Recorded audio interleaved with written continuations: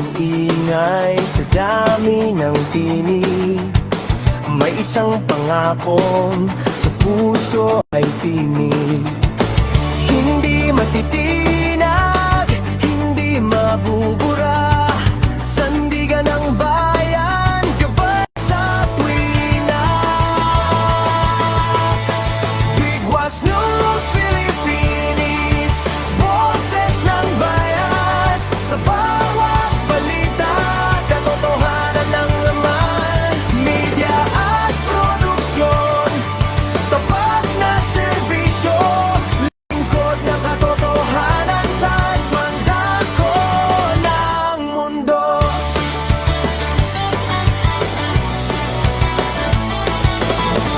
Mula sa lansangan hanggang sa himpapawid, ang tunay na kwento aming ihahatid.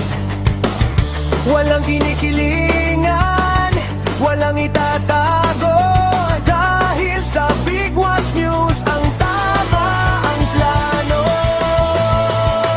Bigwas na tumatama sa maling balita, liwanag sa dilim, pag-asa ang dala. Sa bawat pag-ulan, dangal ang kaakibat, para sa Pilipino, kami ay laging mula. Bigwas News Philippines, boses ng bayan, sa bawat balita, katotohanan ng laman. Media at produksyon, tapat na serbisyo, lingkod ng katotohanan, saan mang dako ng mundo. Bigwas News Philippines, katotohanan, serbisyo, Pilipino.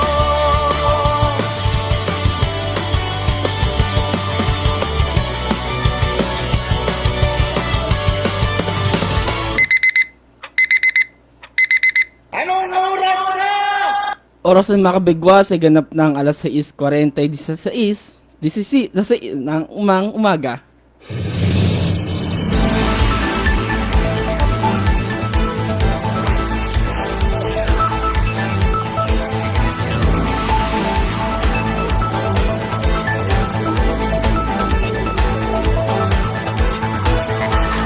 Magandang umaga lungsod ng Puerto Princesa at magandang umaga sa buong lalawigan ng Palawan.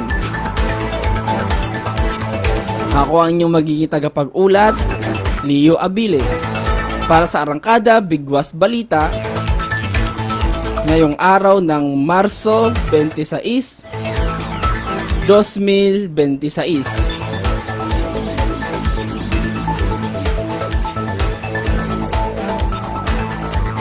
At bago tayo tumungo sa ating detalye ng ating mga balita, atin po munang babasahin ang ulo ng ating mga balita. Arangkada Bigwas Balita Headlines.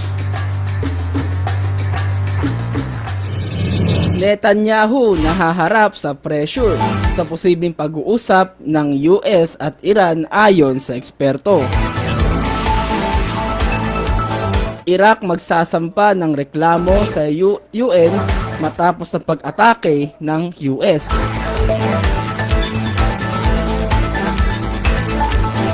Dalawang barangay sa Bacolod City at isang barangay sa Pasay City na kapwa nasunugan. Nabiyayaan ng ayuda ni Senador Bongo. At yan po ay tatanggapin mamaya lamang kay kasamang Roberto Villegas. Libreng bigas ipapamahagi ng mga LGU sa ilalim ng LGSF simula sa susunod na linggo.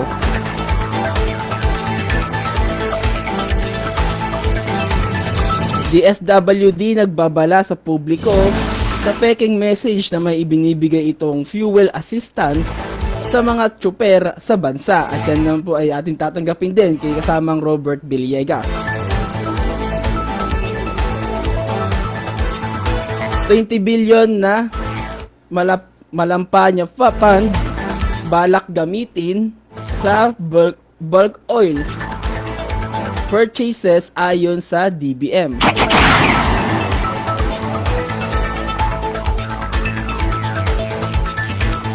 Dalawang senador duda sa sobrang taas ng presyo ng langis sa bansa, at yan naman po ay ating tatanggapin kay Don Robert Ramiro.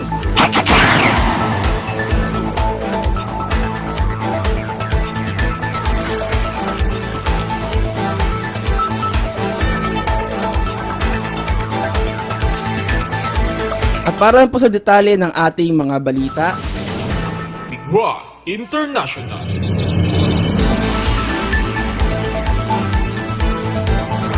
Netanyahu nahaharap sa pressure sa posibleng pag-uusap ng US at Iran ayon sa eksperto. Nahaharap sa panibagong hamon si Israel Prime Minister Benjamin Netanyahu kasunod ng posibilidad na muling pagbubukas ng negosasyon sa pagitan ng United States at Iran habang napapatuloy ang tensyon at sigalot sa rehiyon. Ito ay matapos ipahayag ni US President Donald Trump na bukas ang kanyang administrasyon sa pakikipag-usap sa Iran upang mapababa ang umiinit na sitwasyon. Kabilang sa mga posibleng talakayin ang mga limitasyon sa nuclear at ballistic missile programs ng Iran. Isang hakbang na agad namang pinabulaanan ng pamahalaan ng Tehran. Sa kabilang panig, naninindigan ng Iran na hindi ito makikipag-usap hanggat walang malinaw na kompensasyon at garantiya mula sa Estados Unidos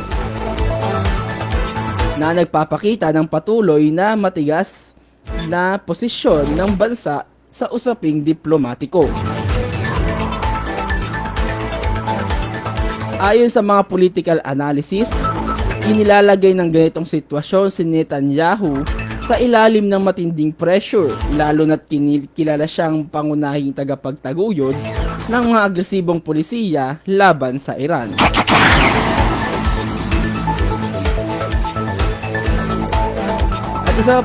At dagdag pa sa ating national at sa ating pong balitang national, international pala. Iraq magsasampa ng reklamo sa UN matapos ang pag-atake ng US. Nakatakdang magsumite ng formal na reklamo ang Iraq sa United Nations Security Council kasunod ng umano'y pag-atake ng United States sa kanilang mga unit ng militar. Ayon sa tanggapan ng punong ministro ng Iraq, ipinatawag na rin nila ang charge d'affaires ng embahada ng Estados Unidos upang humingi ng paliwanag hinggil sa insidente. Ipinapakita nito ang tumitinding tensyon sa pagitan ng dalawang bansa sa gitna ng umiinit na sitwasyon sa rehiyon. Sa hiwalay na pahayag, kinumpirma ng Defense Ministry ng Iraq na 7 sundalo ang nasawi habang 13 naman ang nasugatan matapos ang pag-atake sa isang military base na kanlurang bahagi ng bansa. Iniulat din na nagsimula ang serye ng mga pag-atake sa Iraq kasabay ng paglala ng sigalot sa Middle East kung saan una nang napaulat na may 15 Iraq fighters ang nasawi. Patuloy ang pagtaas ng tensyon sa rehiyon habang inaasahang susuriin ng United Nations ang reklamo ng Iraq at posibleng implikasyon nito sa pandaigdigang seguridad.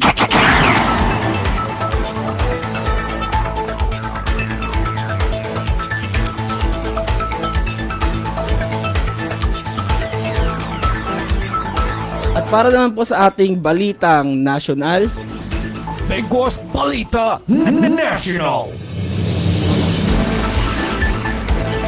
dalawang barangay sa Bacolod sa Bacolod City at isang barangay sa Pasay City na kapwa nasunugan na biyayaan ng ayuda ni Senador Bongo.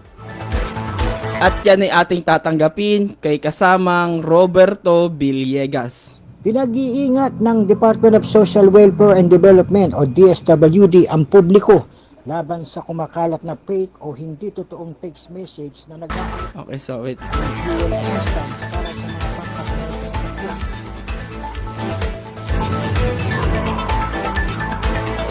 Ito pala mga kabigwas.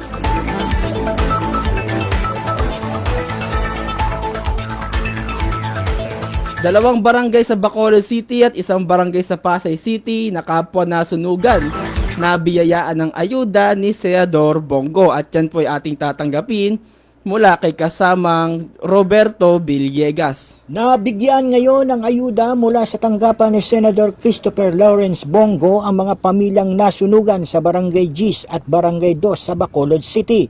Bunsod ito na paghahatid ng kaukulang tulong ng team ni Senator Bongo sa naturang mga apektadong mag-anak na natupok ng apoy ang kanilang mga bahay at mga kagamitan kamakailan sa nasabing mga barangay ng nabanggit na lalawigan. Kinabibilangan na mga tulong pinansyal, pagkain at iba pang mga pangunahing pangangailangan para kagyat silang maagapayan habang inaayos nila ang kanilang kalalagayan makaraang maganap ang insidente.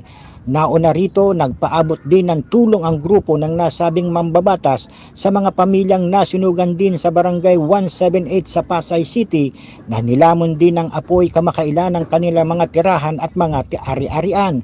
May kabuang 39 na mga benepisaryo na pawang mga pamilya sa naturang barangay ang napagkalooban ng kahalintulad ng mga tulong bilang bahagi ng patuloy na pag-abot ng suporta sa mga komunidad na nabiktima ng kalamidad. Patuloy naman na isinusulong ni Senador Bongo ang malasakit na serbisyo publiko na direkta at tunay na papakinabangan ng mga residenteng itinuturing ng nasa laylayan ng lipunan, partikular na sa panahon ng pangangailangan sa layuning nitong tuwirang matulungan ng mga ito habang dahan-dahan silang bumabangon sa ni ng pinsalang humagupit sa kanilang pamumuhay. Mula sa Metro Manila, Roberto Villegas nag-uula para sa Bigwas News Philippines, lingkod ng katotohanan.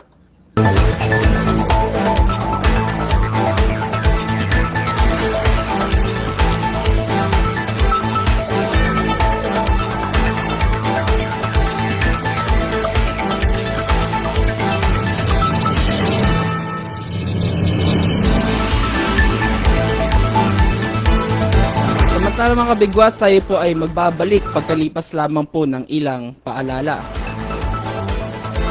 O ba ay nakabili ng lupa o property na hindi mo pa naililipat sa iyong pangalan? May lupa pero tax declaration lang ang hawak? May minanang property mula sa magulang na gusto ay pa-transfer ang titulo sa iyong pangalan. May nawawalang titulo at kailangang i-verify sa Registry of Deeds. Magpapa-survey, subdivide o magpapasukat ng lupa. Pero wala kang oras o panahon para asikasuhin ang mga ito. Walang idea kung papaano ang proseso.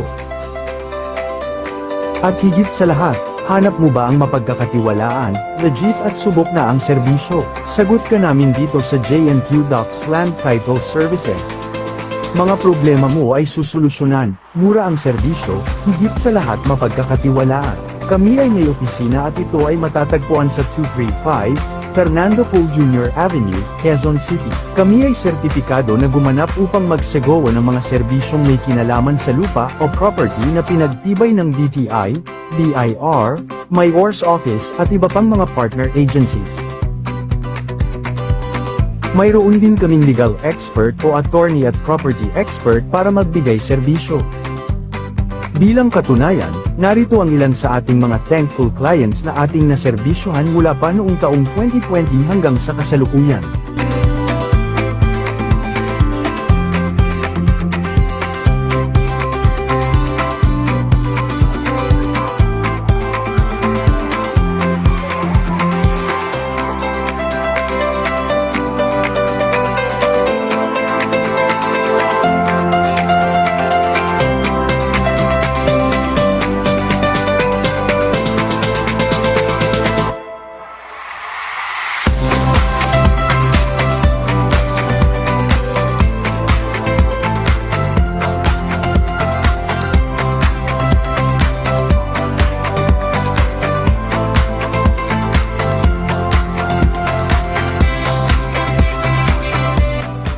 Kaya naman huwag na magpatumpik-tumpik pa, kumonsulta na sa J&Q Docks Land Titling Services. Nakakasiguro ka sa tapat, mura, at dekalidad na serbisyo.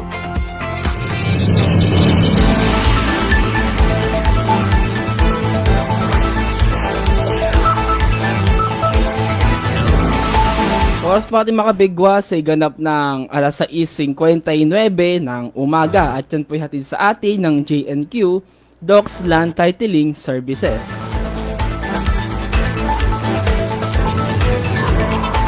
Samantala tayo po itutungo na sa atin pong sa iba pa nating balitang nasyonal.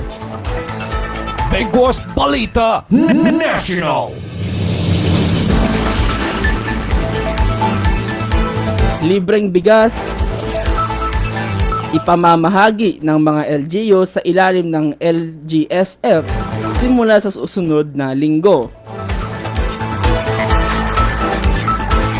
Magsisimula na ang pamamahagi ng libreng bigas ng mga lokal na pamahalaan sa ilalim ng Local Government Support Fund or LGSF sa susunod na linggo bilang bahagi ng hakbang ng gobyerno upang maibsan ang epekto ng pagtaas ng presyo ng mga bilihin. Ayon kay Pangulong Ferdinand Marcos Jr., nakahanda na ang rollout ng mga programa kung saan inaatasan ang mga local government units na gamitin ng hindi bababa sa 50% ng kanilang LGSF para sa pagbili at pamamahagi ng bigas sa kanilang mga nasasakupan. Tiniyak din ng Pangulo na may sapat na supply ng pataba para sa susunod na taniman upang masuportahan ang patuloy na produksyon ng sektor ng agrikultura. Bilang karagdagang hakbang upang mapababa ang presyo ng pagkain, ibinaba rin sa piso ang bayad sa Roro Terminal para sa mga sasakyang nagdadala ng agricultural products. Inaasahang makatutulong ito sa pagbawas ng gastos sa transportasyon at kalaunan ay sa presyo ng mga pangunahing bilihin. Dagdag pa ni Pangulong Marcos na ipamahagi na ang pondo ng LGSF sa mga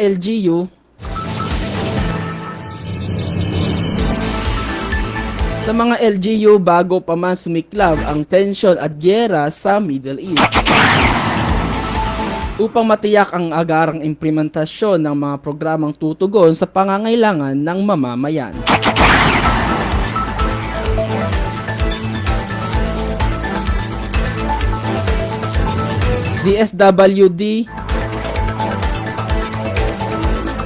DSWD nagbabala sa publiko sa peking text message na may ibinibigay itong fuel assistance sa mga tsuper sa bansa. At yan ay ating tatanggapin mula kay kasamang Roberto Villegas. Wait lang. Okay, medyo nagkakaroon ng problema po.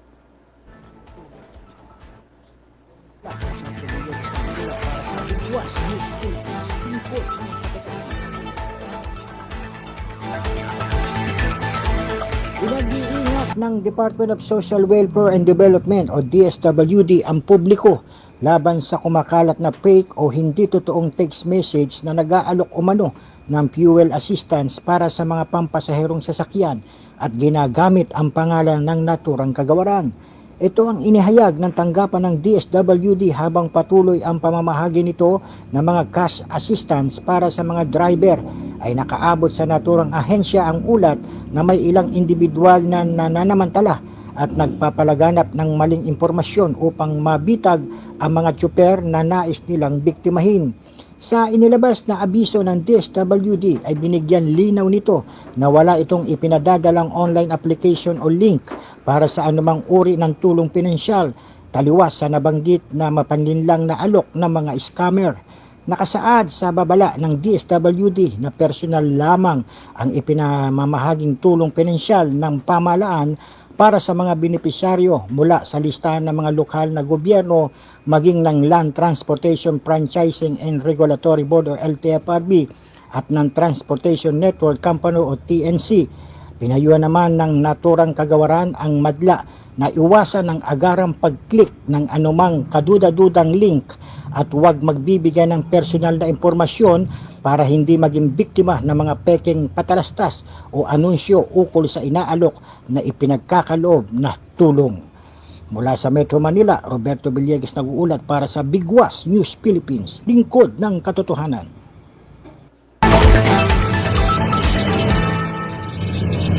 Maraming salamat kay kasamang Roberto Villegas. Samantala tayo po'y tutungo pa ulit sa isa po natin pang balitang nasyonal.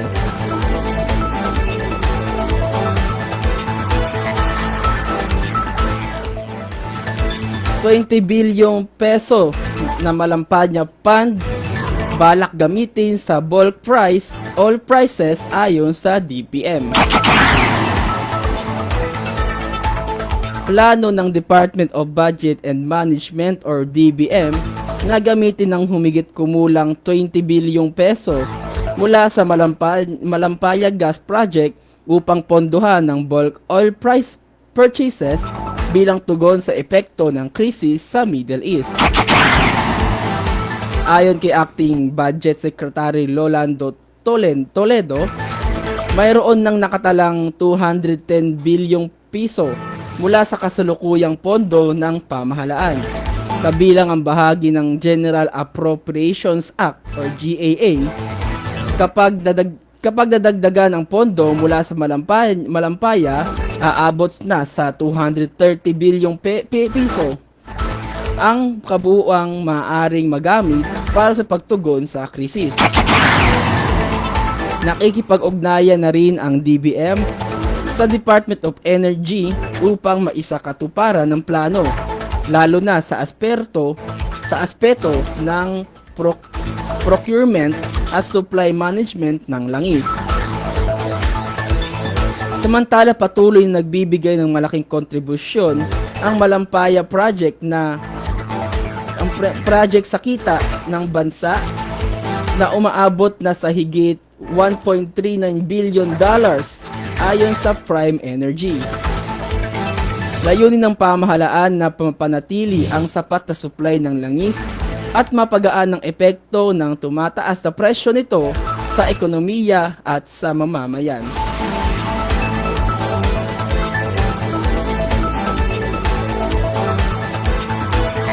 Dalawang senador duda sa sobrang taas ng presyo ng langis sa bansa. At yan po'y ating tatanggapin mula kay kasamang Don Robert Ramiro. Duda Senador Rodante Marcoleta at Senador Win Gatchalian sa sobrang taas presyo ng petrolyo na ipinapataw sa mga consumers. Sinabi ni Senador Marcoleta na hindi siya naniniwala na walang kakayahan ang gobyerno sa ilalim ng Oil Deregulation Law na nagsasaad na walang kontrol ang gobyerno sa pagdikta ng presyo, importasyon at distribution ng petroleum products sa merkado. Dahil dito ay hinihinala ng mambabatas na self-inflicted oil crisis ang umiiral sa bansa sa dahilang may mabibili namang murang langis sa Singapore sa halagang $570 per metric tons at sa Petronas Oil Refinery sa Malaysia na sa halagang $640 per metric tons. Itinanong din ng mambabatas sa mga opisyal ng Department of Energy kung bakit sa Dubai Hub o sa MOP's Argos sila nagmumonitor ng presyo ng langis sa pandaigdigang merkado na kung saan may problema sa pag-aangkat at transportasyon ng langis na dumadaan sa Hormuz Strait na kinaroroonan ng digmaan kontra US, Israel at Iran. Sinabi ni Senador Win Gatchalian na base sa computation ni Senador Marcoleta sa presyuhan ng langis sa bansa ang 55 pesos per liter na biglang tumalon sa 121 pesos kada litro na ipinapataw sa mga consumers ay sobra-sobra na pwede naman palang makialam ang Department of Energy sa price ceiling. Gayunpaman, nilagdaan ni Pangulong Ferdinand Marcos Jr. ang Republic Act 12016 na nagbibigay kapangyarihan sa presidente na suspindihin o bawasan ang excise tax sa presyo ng produktong petrolyo. Bukod sa RA 12016, nilagdaan din ng presidente ang Executive Order 110 na nag-aata sa Department of Energy na maaring mag-take over sa operasyon ng mga oil industries sa panahon ng State of National Energy Emergency kapag may makatwirang dahilan na pangangailangan ng publiko. May maglalatag din ng pulisiya para mabawasan ang impact sa patuloy na pagsikad ng presyo ng gasolina.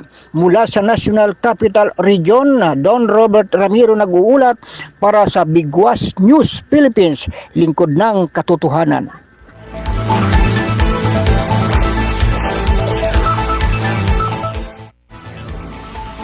Maraming salamat kay kasamang Don Robert Ramiro.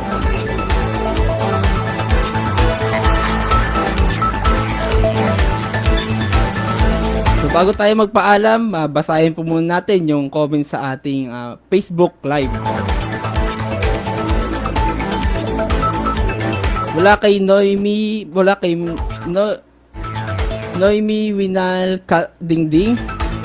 Good morning sa inyo mga kabigwas. Yes po, good morning din po ma'am. Ganoon din po kay Sir Jeff C. Balahonda. Good morning Sir Leo, Kabigwas News Philippines. Good morning din po dyan sir. At kasama din po kay Sir Robert Villegas, ang ating reporter. Good morning sa lahat ng nanonood sa Bigwas, Arangkada, Balita sa umaga. Yan. Yes, patuloy lang po sana tayo sumubaybay at suportahan ang atin pong page para mas malapalawak pa natin yung paparatingan po natin ng ating mga balita. So, oras natin mga kabigwas ay ganap ng alas 7:11 na po ng umaga at ako po ay pansamantala na magpapaalam. Sa ngalan pa rin po ng aming General Station Manager, Ma'am Yumi Cascara, sa aming Program Director, Sir Jeffrey Balahonda, sa aming Station Manager, Sir Dave or Sir Ronnie Abile,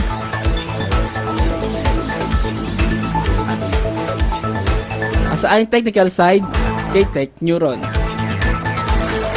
Ako po yung nakasama, Leo Abile, para sa Arangkada Bigwas Balita ngayong buwan ng Marso 2026. Magandang umaga po sa inyong lahat.